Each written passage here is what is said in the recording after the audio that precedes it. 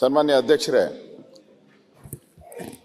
ನಾನು ಮೊನ್ನೆ RCB ನಡೆದಾಗ ಸನ್ಮಾನ್ಯ DK ಶಿವಕುಮಾರ್ ಅವರು ಕನ್ನಡ ಬಾವುಟವನ್ನು ತೆಗೆದುಕೊಂಡು ಆ ಪ್ಲೇಯರ್ಸ್ ಕೊಟ್ಟು ನಾವು ಕನ್ನಡ ಕನ್ನಡ ಕನ್ನಡ ಅಂತ ಹೇಳಿದರು. ಇವತ್ತು ಆ ಗ್ರೇಟರ್ ಬೆಂಗಳೂರು ಹೆಸರಿಗೆ ನಂದು ವಿರೋಧ. ಯಾಕೆ ಬೇರೆ ಹೆಸರು ಸಿಕ್ಕಿಲ್ವಾ ನಿಮ್ಗೆ ಕನ್ನಡದಲ್ಲಿ? ಕನ್ನಡದ ಡಿಕ್ಷನರಿಯಲ್ಲಿ ಬೇರೆ ಹೆಸರೇ ಸಿಕ್ಕಿಲ್ವಾ ನಿಮ್ಗೆ? ಅಷ್ಟು ಗತಿಗೆಟ್ಟು ಹೊರಟುತ್ತಾ ಕನ್ನಡ? ಯೋಚನೆ ಮಾಡಬೇಕಲ್ಲ ನೀವು.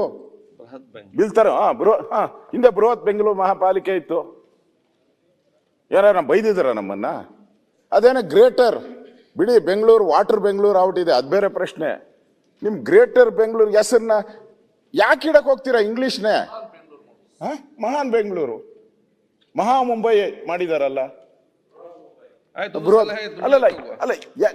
ನೀವು ಇಲ್ಲಿ ಕೂತ್ಕೊಂಡು ನಮ್ಗಿಂತ ಸ್ವಚ್ಛವಾಗಿ ಕನ್ನಡ ಮಾತಾಡ್ತಾ ಇದ್ದೀರಾ. DK ಶಿವಕುಮಾರ್ ಅವರು ಕನ್ನಡನೆಲ್ಲ ಮುಳುಗಿಸೋತಾವ್ರೆ. ಬೇಕಾಗಿತ್ತ ಈ ಬಿಲ್ಲು?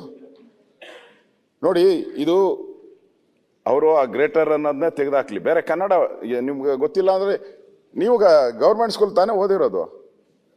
ನಾನು ಗೌರ್ಮೆಂಟ್ ಸ್ಕೂಲೇ. ಆಮೇಲೆ ನ್ಯಾಷನಲ್, ಆಮೇಲೆ ಅಷ್ಟು ಕನ್ನಡ ಹೇಳಕ್ಕಾಗಲ್ಲ ಅಂದ್ರೆ ಏನ್ ಸರ್? ಅದು ಫಸ್ಟು ಅಲ್ಲಿ ತಪ್ಪು ಮಾಡಿದ್ದೀರಾ. ಎರಡನೇದು, ಈ ವಿಕೇಂದ್ರೀಕರಣದ ಆಶಯ ಏನಿದೆ ಅದಕ್ಕೆ ಕೊಡ್ಲಿ ಪೆಟ್ಟು